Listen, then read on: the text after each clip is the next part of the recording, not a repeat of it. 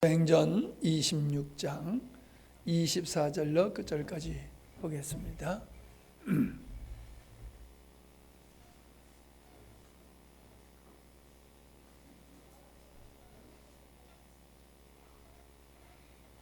(26장 24절부터) 교독합니다. 바울이 이같이 변명하며 베스도가 크게 소리내어 이르되, 바울아, 네가 미쳤도다. 내 많은 학문이 너를 미치게 한다 하니,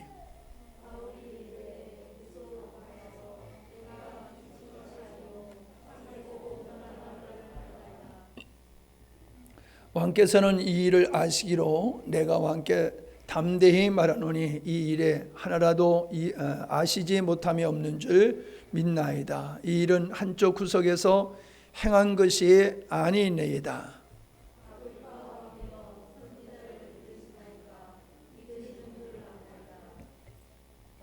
아글바가 바울에게 이르되, 내가 적은 말로 나를 권하여 그리스도인이 되게 하려 하는도다.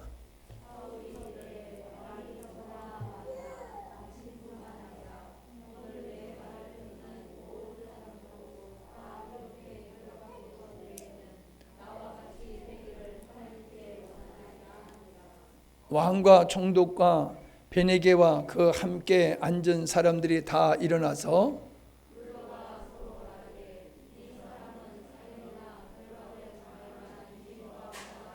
같이요.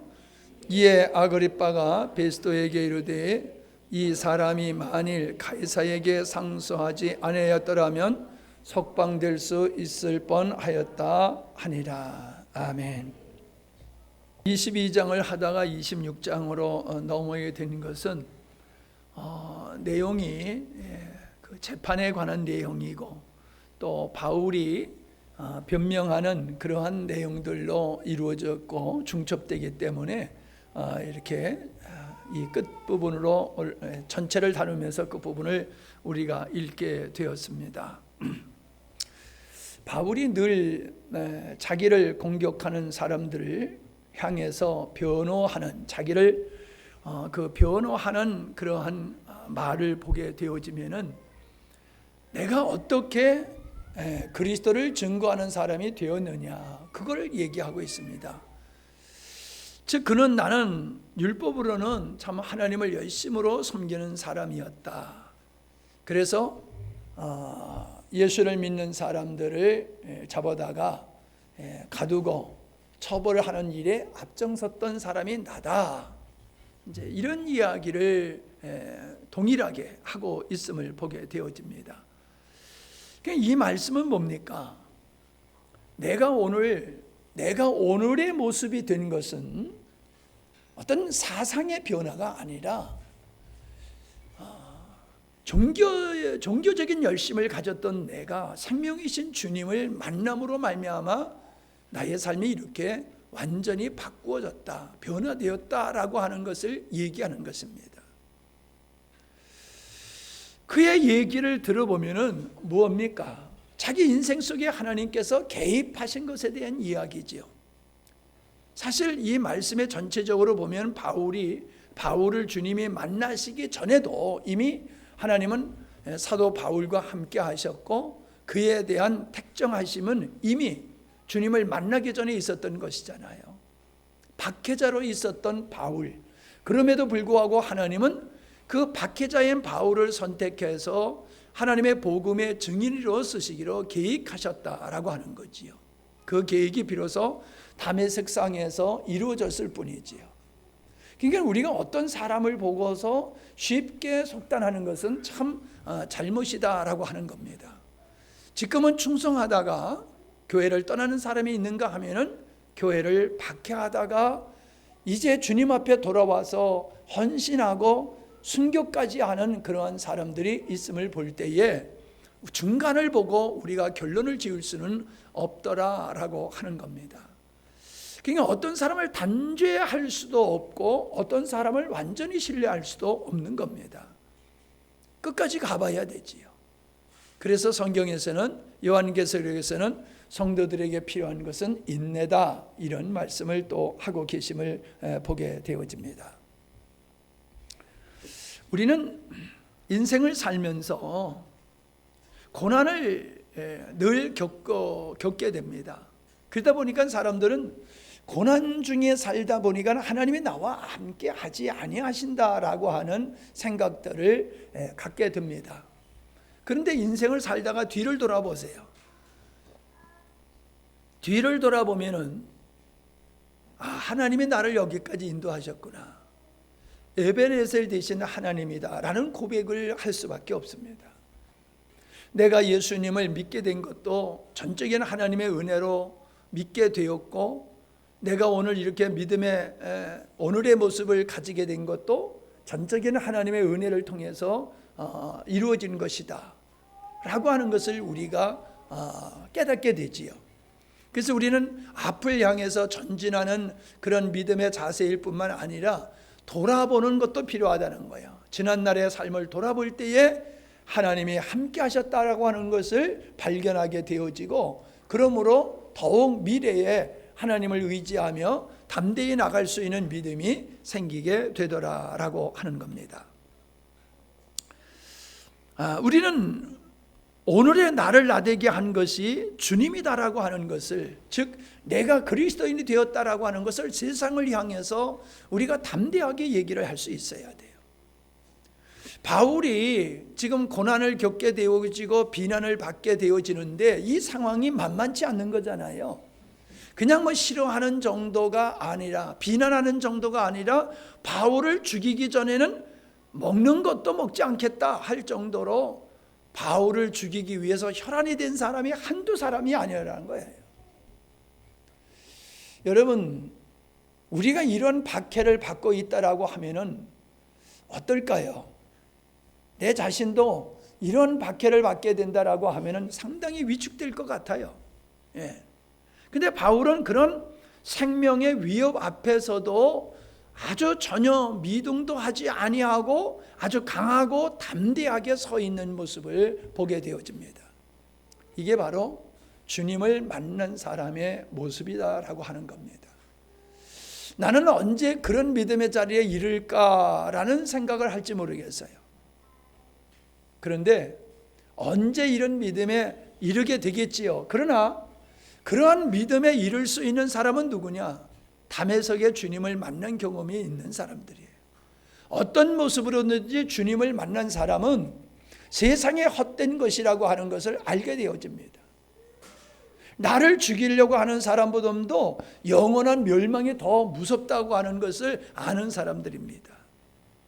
그런 사람들은 자기를 공격하고 핍박하는 사람들 앞에 위축되지 아니하고 도리어 당당하게 서서 내가 나됨이 하나님의 은혜라고 도리어 크게 외칠 수 있더라라고 하는 거예요. 오늘 우리들의 삶을 가만히 돌아보면은 우리끼리는 아주 간증도 잘하고 할렐루야 잘합니다. 근데 믿지 않는 사람들, 특별히 교회에 대해서 별로 안 좋은 그런 의식을 가지고 있는 사람이 있다라고 하면은 그런 사람을 의식하고 별로 나의 믿음을 표현하지를 못하는 그런 경우가 있다는 거지요. 이제 그게 이제 이유인즉슨 부딪히기 싫다는 거지요. 싸우기 싫다는 거지요. 그런데 그런 이유도 있지만은 사실 우리의 내면에는 그런 사람, 그런 환경을 두려워한다는 겁니다. 우리는 그런 사람과 싸워서 이겨야 된다는 얘기가 아닙니다. 강하고 담대해야 된다는 걸 얘기하는 거지요. 나를 조롱하고 여기서도 나옵니다마는 이 왕이 뭐라고 그럽니까? 미쳤도다, 미쳤도다. 나를 보고 미쳤도다라고 그렇게 인식을 하고 공격을 하고 무시할 수 있는 그런 사람 앞에서도 담대하게 내가 나야 되면 예수 그리스도다라고 우리는 외칠 수 있는 담대함이 있어야 된다는 겁니다. 이러한 담대함이 우리에게 없다라고 하면은 우리의 믿음에 확신이 없는 거지요. 우리의 믿음에 확신이 있게 되어지면은 우리의 믿음과 세상의 어떤 것과 바꿀 수가 없고 타협할 수가 없는 거지요. 우리가 가는 길이 생명의 길이고 진리란 말이지요. 그런 진리에 선 사람들이 거짓에 미혹된 사람들하고 타협을 하겠습니까? 타협할 수가 없어요. 내가 희미할 때는 타협할 수가 있겠죠. 확실하지 않다 보니까는. 그러나 내가 복음에 분명한 진리를 알고 주님을 만나고 주님과 더불어 사는 삶을 살고 있다라고 하면은 우리가 세상 사람들이 우리를 어떻게 보고 내가 믿음을 지킴으로 말미암아 어떤 대가를 지불한다 할지라도 그걸 기꺼이 하고야 마는 사람이라는 거죠. 우리의 믿음을 위해서 어떤 대가라도 지불할 각오가 되어 있는 사람이라는 거예요. 우리 주님이 이 땅에 오셨을 때에 누가 환영을 했습니까? 우리 주님이 이 땅에 오셨을 때 누구도 환영하시지 않았어요. 그러나 주님은 당신의 걸어갈 길을 걸어가셔서 죽음으로써 인류를 구원하신 모습을 보게 되어집니다. 우리가 크게 오해하고 있는 것 중에 한 가지가 뭐냐 하면은 믿음으로 구원받는다라고 하는, 은혜로 구원받는다고 하는 것을 모든 신앙생활 속에 다 그냥 적용시켜 버리는 거예요. 그래서 내가 할 일은 아무것도 없다는 거죠. 그냥 믿기만 하면 된다는 거예요. 근데 그렇지 않아요. 그 반대예요. 우리가 구원받는 데 있어서는 우리가 할 일이 하나도 없습니다. 그건 맞아요. 그러나 구원받은 자로서 우리의 믿음을 지키는 데 있어서는, 그리고 주님과 더불어 살아가고 하나님의 의의를 이루는 믿음의 생활을 하는 데 있어서는 우리는 예수님이 십자가에 죽으심으로 구원하셨듯이 우리의 자신을 완전히 십자가에 못 박아버리는 대가를 지불하지 아니하고는 절대로 주님이 원하시는 삶을 살 수 없다는 거예요. 당연히 기꺼이 내 믿음을 지키기 위해서 세상적으로, 물질적으로, 환경적으로 나는 어떠한 것도 나는 포기할 수 있다, 양보할 수 있다, 버릴 수 있다, 그런 각오가 되어 있어야 됩니다. 우리가 세상 것도 얻고 주님 것도 얻을 수가 없어요. 우리가 주님을 얻는다라고 하면 나를 버려야 되고 세상을 버려야지 주님을 얻을 수 있는 거예요. 근데 우리는 믿음으로 구원받는다고 하니까 모든 삶 속에서도 내가 수고하지 아니하도 그냥 하나님의 은혜로 절로 된다고 생각합니다. 그렇지 않아요.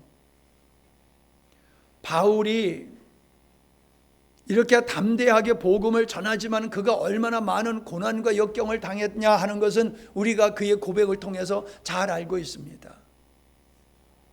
하나님이 이 바울과 함께 하셨음을 보게 돼요. 23장 11절을 보십시다.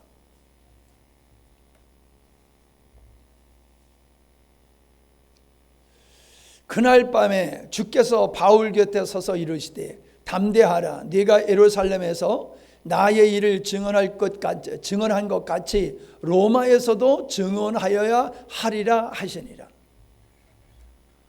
주님께서 바울에게 나타나셔서 너 강하고 담대해, 너 여기서 강하고 담대하게 저들에게 복음을 전하고 있잖아. 위축되지 마라.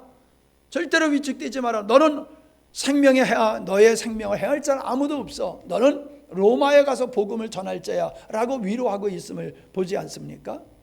이런 주님의 위로가 있다 할지라도 그가 복음을, 하나님의 뜻을 이루기 위해서는 얼마나 많은 대가를 지불했어야 하느냐라고 하는 것을 우리는 잊어서는 아니 됩니다. 우리의 믿음은 나와 세상을 버리는 이런 토양 위에서 우리의 믿음이 형성되어지는 것이지, 우리가 세상도 좋고 주님도 좋고 하는 그러한 상태에서 하늘의 신령한 것을 누릴 수 있다? 천만에요. 그런 일은 일어나지를 않습니다. 나를 부인하는 것만큼, 내 자신을 주님께 드리는 것만큼 주님의 역사는 비례적으로 나타날 수 있지만은, 나를 버리지 못하고 세상 것을 우리가 놓지 아니하고는 하나님의 영광을 볼 수 없다라고 하는 것을 알게 되어집니다. 우리를 공격하는 사람들과 싸워서 이기자는 얘기가 아닙니다.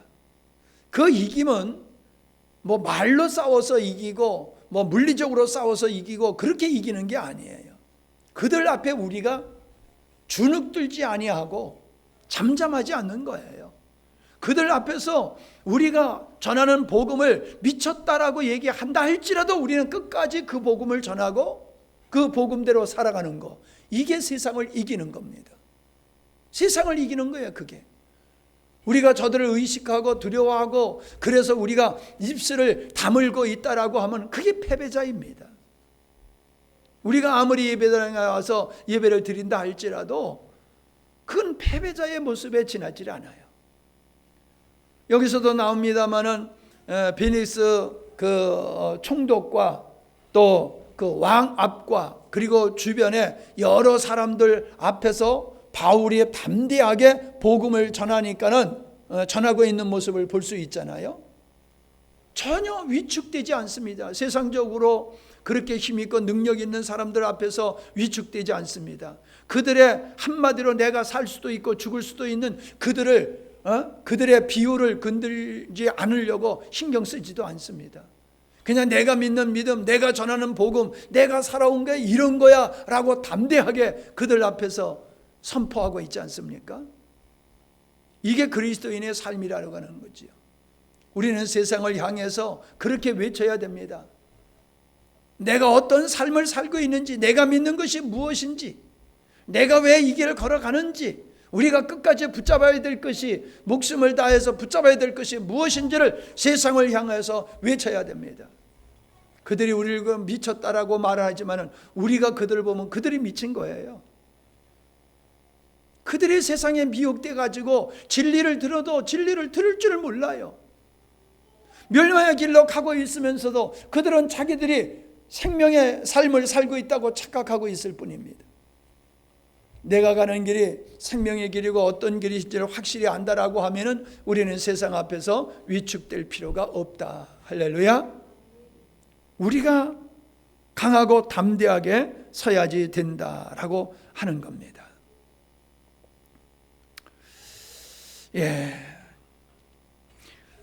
바울을 향해서 미쳤다라고 하는 사람들에게 바울이 뭐라고 얘기합니까?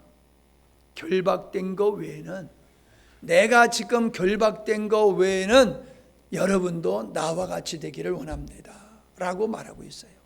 어떻게 보면 굉장히 교만하고 오만한 사람 같지 않습니까?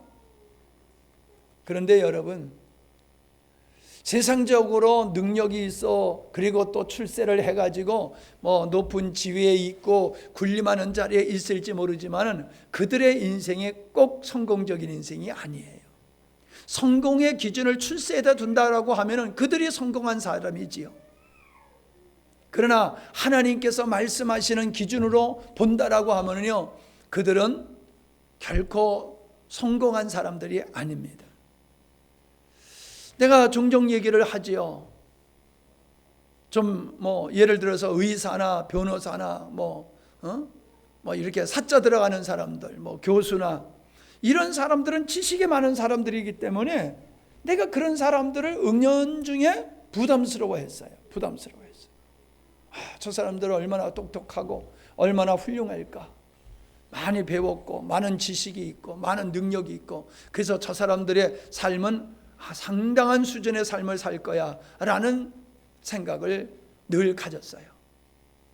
근데 막상 그런 사람들하고 만나서 이야기를 하다 보니까는 그들이나 우리나 똑같아요. 여러분이나 밥 먹고 사는 거 똑같아요. 가정생활하는 거 똑같아요. 자녀 기르는 거 똑같아요. 우리가 고민한 거 그들도 고민하고 있어요. 교수의 가정이니까 자녀 교육 걱정 안 할 것 같아요. 부부지간의 관계 아주 잘 지낼 것 같아요. 그러나 절대 그렇지를 않아요.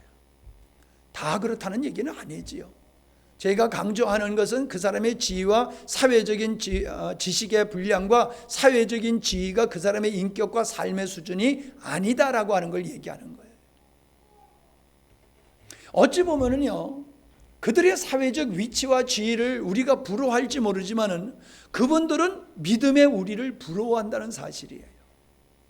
저 사람들은 나만큼 배우지도 못하고 나만큼 소유하지도 못하고 누림도 없는데 참 저 사람들은 저렇게 어떻게 행복하게 저렇게 즐겁게 당당하게 살까, 우리를 부러워하고 있다는 거예요. 실제로 그래요. 여러분, 우리가 세상 사람들을 대할 때에 어떤 마음으로 대합니까? 외형적인 걸 가지고 대하면 우리가 위축될 수밖에 없지요. 그러나 내면의 면을 가지고 그들과 대한다라고 하면요, 우리는 그들 앞에서 기죽을 일이 하나도 없어요. 그들보다 훨씬 하나님 없이 살아가는 그 어떤 사람보다도, 그 위대한 사람보다도 여러분의 삶이 훨씬 성숙하고 의롭고 참되게 복되게 살고 있다는 거예요. 그런 믿음을 가져서도 됩니다. 그런 믿음 가지세요. 예. 세상적으로는요, 그들이 가지고 있는 문제를 해결할 방법이 없어요. 그래서 술을 먹는 거예요. 그래서 이상한 짓들을 하는 거예요. 자기가 가지고 있는 문제를 해결할 길이 없으니까 잠시나마 잊어버리기 위해서 술을 먹고 여러 가지 일들을 통해서 자기의 혼란스러운 마음을 위로해보는 거지요. 그들에게 답이 없습니다. 예수가 답인데, 예수가 없어서 그런 문제가 발생했는데 예수를 부정하고 그들이 가지고 있는 문제를 해결할 수 있겠습니까? 스스로? 절대로 불가능한 거예요. 그러니까 세상을 보십시오. 세상에 많은 교육을 받고 여러 가지 과학적이고 현대적인 문화 문명 속에서도 사람들이 살아가는 삶은 점점 피폐해져 가고 있는 이유가 어디 있습니까? 환경은 좋아지는데 사람들의 내면은 점점 피폐해져 가고 있는 이유가 어디 있습니까? 그래서요, 사람들은 갈수록 고민이에요. 갈수록 고민이에요. 어떻게 이 문제를 해결해야 되겠는데 해결할 방법이 없어요. 그래서 많은 사람들이 고민을 합니다. 교육계에 있는 사람들도 고민하고, 법조계에 있는 사람들도 고민하고, 종교계에 있는 사람들도 고민하고, 여러 가지로 이런 문제를 해결해 보려고 그러지만은 답이 없어서 방황하고 있는 모습을 우리가 볼 수가 있습니다. 그런 사람을 향해서 우리가 이렇게 말해야 됩니다. 가난한 거 외에는 나와 같이 되기를 원합니다. 한 예를 들어서 가난한 것 외에는 나와 같이 되기를 원합니다. 바울이 복음을 위해서 죄인이 됐기 때문에 결박된 것 외에는라고 그랬잖아요. 네. 당신이 가진 것 외에는 나와 같이 되기를 원합니다. 당신의 지식을 가졌습니까? 능력을 가졌습니까? 그거 그냥 가지십시오. 그러나 그것 가지고 당신의 문제가 해결되지 않습니다. 당신의 문제를 해결되려고 그러면은 내가 믿는 예수님을 믿어야 되고 나와 같이 되어야 됩니다.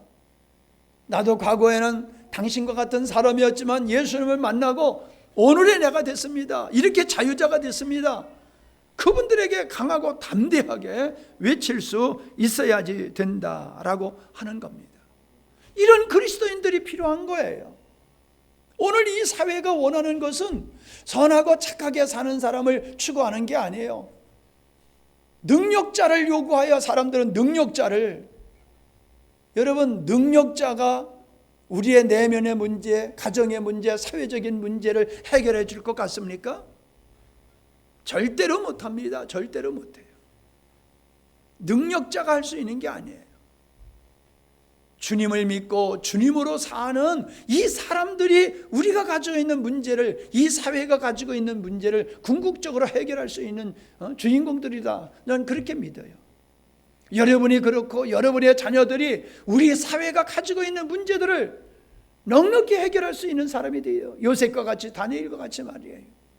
여러분의 자녀들을 능력 있는 자로 만들어 가지고 그 문제 해결할 것 같습니까? 능력으로 되는 게 아니에요. 은혜로 되는 거지요. 우리가 주님의 사람으로서 주님 앞에 쓰임을 받을 때에 요셉이 될 수 있는 거고 다니엘이 될 수 있는 겁니다. 오늘 우리 김경식 집사님이 민지 집사님하고 천진 그 초등학교에서 꿈의 집 뭐라고 그런 거예요? 이름을?